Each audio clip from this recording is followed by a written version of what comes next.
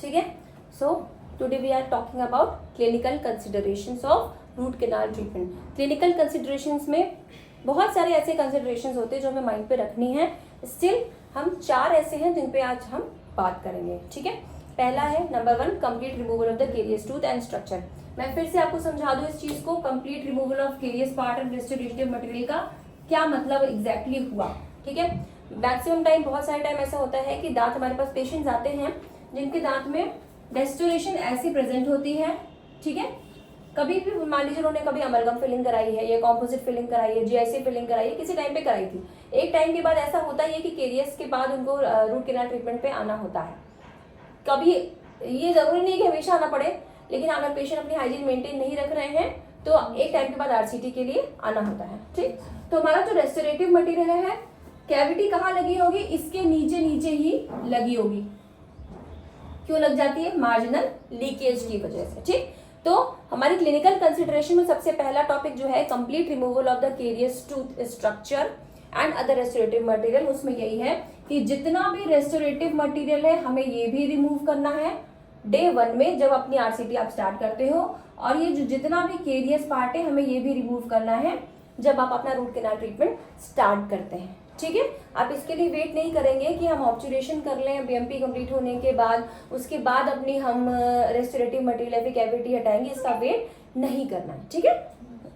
Now we let's come to second topic which is complete deroofing and removal of the dentinal shoulders. ये मैंने आपको लिखवा दिया, हाँ। Deroofing and removal of dentinal shoulders एक बहुत important step है आपकी आरसीटी को आगे फर्दर आप अच्छे से एक्सेस होके कर पाओ तो, ठीक है। आप अच्छे से कर पाने के लिए आरसीटी, अगर आपने अपने चैम्बर को ओपन करने के लिए, अपने पर चैम्बर तक इजीली अच्छे से पहुंचने के लिए, एक्सेसिबली पहुंचने के लिए अगर डी रूफ नहीं किया है या फिर उसका डेंटिनल शोल्डर्स को नहीं रिमूव किया है, आपकी फाइल सेपरेशन होने की चांसेस बहुत ज्यादा बढ़ जाती है। समझ रहे हो? File separation in the sense, आप समझते हो, फाइल ब्रेक हो जाना, ठीक। कभी सुना होगा, बहुत टाइम सुना होगा कि आरसीटी चल रही थी, कैनाल में फाइल ब्रेक हो गई। ये बहुत प्रॉब्लम आती है। फिर क्या करना है भाई? पेशेंट से बताना है कि नहीं बताना है? पेशेंट से बताया तो भी फंसे, नहीं बताया तो भी फंसे, ठीक है। बोल दो, धीरे बोलेंगे, आवाज बहुत ज्यादा आ रही है, ठीक। तो ये हमारा टूथ हो गया, ठीक। इसमें हमारा डी रूफिंग में मैं क्या बता रही हूँ, अंदर हमारा होता है पल्प चैम्बर। ये दिख रहा है हमारा उस पे वाइट पे रंग, ठीक। ये हमारा अच्छा सा पल्प हॉल जैसा ऐसा होता है पल्प चैम्बर हमारा। अगर हेल्दी टूथ है, हेल्दी यंग पेशेंट है तो उनका पल्प चैम्बर ऐसा दिखेगा आपको, ठीक। अब पल्प चैम्बर में क्या हो रहा है कि ये जो पल्प चैम्बर का अलग अलग पार्ट होता है, हाँ। फ्लोर वाले पार्ट, जो नीचे का पार्ट होता है इसको हम पल्प फ्लोर बोलते हैं, ठीक। जो ऊपर का पार्ट होता है इसे हम पल्पल रूफ बोलते हैं, ठीक है। You can write this and make this diagram. आप ये बना लो, रूफ हो गया, ये फ्लोर हो गया, एंड दीज आर वॉल्स, ठीक है। पल्प चैम्बर के हमारे जितनी भी साइड की वॉल्स होती हैं, रूफ होता है, फ्लोर होता है, उसका अलग अलग नाम होता है। नाम इसलिए रखा गया है ताकि आपको एग्जैक्टली समझ में आए कि किस पार्ट पे आपको वर्क करना है। तो पल्प रूफ में ये होती है, जो भी पल्प रूफ है, अगर जब भी आपको रूट कैनाल ट्रीटमेंट अपना अच्छा सक्सेसफुल करना है तो डे 1 में ही अपनी राउंड बर से, ज्यादातर टाइम राउंड बर से भी हो जाता है, एंडोजेट बर्स आते हैं, there maximum various types of burs used in root canal treatments, उसके बारे में भी आपको एक्सप्लेन करेंगे, ठीक है। तो ये जो रूफ होती है ये आपको पूरी रिमूव करनी है डे 1 में, ऐसा। फिर कुछ बचना नहीं चाहिए यहाँ पे, अंडरस्टैंड? ये बचना नहीं चाहिए, तभी लगेगा कि हाँ आपने स्ट्रेट किया, हाँ। लेकिन आप इससे एक्सटेंड भी नहीं कर सकते। ऐसा नहीं होना चाहिए कि ये लेके यहाँ तक पूरा उड़ा दिया, ये यहाँ तक उड़ा दिया कि आपने पूरी भाई साइड की वॉल हटा दी, रूफ हटा दी, इतना नहीं रिमूव करना है। जस्ट कि आपने जब एक डिच लिया, यहाँ से एरोटर का एक डिच लिया, ठीक है। तो डिच के बाद जो ये हमारी वॉल, ये जो हमारा रूफ था, इसको भी हमने इस बर से ही रिवर्स मोड पे चलाकर ये सब रिमूव कर देना है, ठीक। जब हम आपको हैंड्स ऑन कराएंगे तो हम आपको प्रॉपर उसमें सिखाएंगे कि रिवर्स मोड में राउंड बर से कैसे आप अपने सारे पल्प चैम्बर के रूफ को डी रूफ करते हो। ठीक है, डी रूफिंग भी एक बहुत इंपॉर्टेंट स्टेप है आपकी अच्छी सी आरसीटी होने के लिए। ठीक है, उसके बाद आते हैं डेंटिनल शोल्डर्स। डेंटिनल शोल्डर्स क्या है, थोड़ा सा इसको क्लीन कर दें ताकि आपको क्लियर समझ में आ जाए।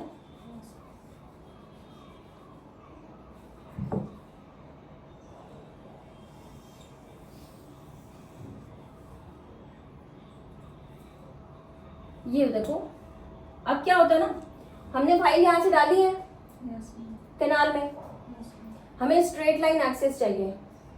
क्या होगा, हम पकड़े तो फाइल यहाँ से है, ये फाइल हमारी जा रही है और फिर यहाँ से ऐसे से घूम जाएगी, तो हमारी फाइल को यहाँ पर ब्रेक होने की बहुत ज्यादा चांसेस है।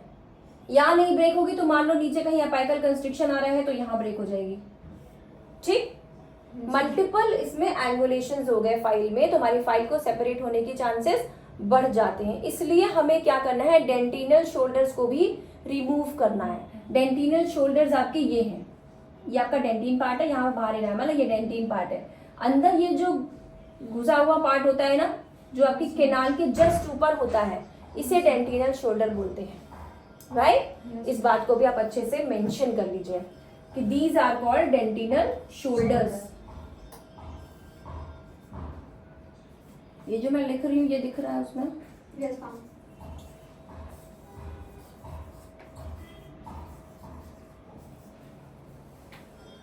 Dentinal shoulders also has to be removed before, I'll say just before inserting your cave file or whatever starting file you're using, because dentinal shoulders also make a huge hindrance in removal of the pulpal things and also putting of the cave files inside. So you better take care of the dentinal shoulders and better take care of the roof of the pulp chamber. Third topic पे आ जाए हम लोग doctor साहब। ठीक है, हमारा third topic है clinical consideration में जो कि बहुत इंपॉर्टेंट आरसीटी के लिए प्ले करता है, वो है evaluation of the cemento enamel junction and root canal orifice. ठीक, सीमेंटो इनामल जंक्शन और रूट कैनाल ऑरिफिस लगभग आसपास ही मिलेगा आपको, उसी आसपास में आपको सेम चीज मिलेगी। तो आपका सीमेंटो इनामल जंक्शन भी आपको उतना सेव करना है और आपकी ऑरिफिस को भी आपको ओपन करना है ऑरिफिस ओपनर से। ठीक है ना, तो फिर से अब इन चीजों को क्लीन करके इसी में हम आपको समझाएंगे कि आपका सीईजे कहाँ पर है। इसलिए टूथ को मैं नहीं रिमूव कर रही हूँ कि इसी में आपको सारी चीजें क्लियर हो जाए। दूसरा दांत नहीं बना रही हूँ।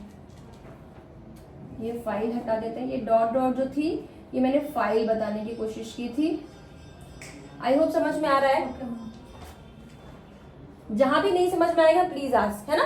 कोई भी छोटी सी चीज जैसे फर्केशन आपको नहीं समझ में आया पूछो, ठीक, कि एग्जैक्टली फर्केशन कहाँ होता है। ठीक है, फिर मैंने बताया आपको। राइट मैम, फर्केशन नहीं बताया था। फर्केशन मैंने बताया है, फिर भूल गया।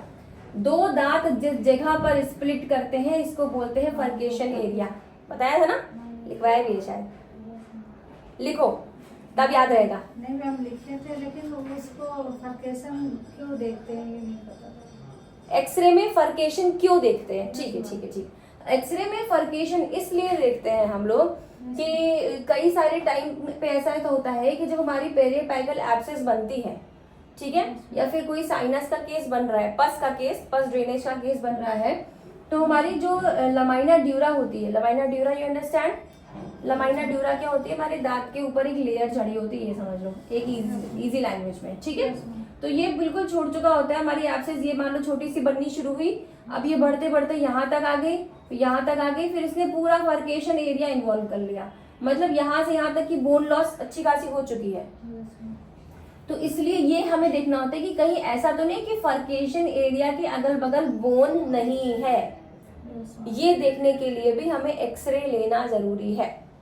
ठीक, अगर हमारे फर्केशन एरिया से भी बोन लॉस ज्यादा हो चुका है देन हम पेशेंट को फिर अपना ट्रीटमेंट प्लानिंग चेंज करके उनको एक्सप्लेन करेंगे। ठीक है,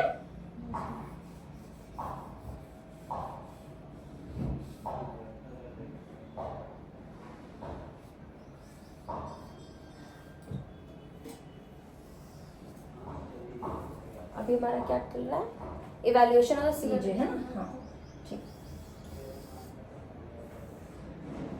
सीजे समझ में आता है, सीमेंटो इनामल जंक्शन, ठीक। यहीं पर हमारा सीजे होगा। अभी हमारा डेंटिनल शोल्डर ये था अंदर वाला, है ना। अब सीजे हमारा बाहर है, बाहर वाले पार्ट को बोलते हैं सीजे, क्योंकि यहीं पर सीमेंटम है, ठीक है, और यहीं पर इनामल, दोनों का जंक्शन यहीं पे बनता है, ठीक। यहाँ सीमेंटम शुरू हो रही है, यहाँ से इनामल शुरू हो रही है, ये समझ लो।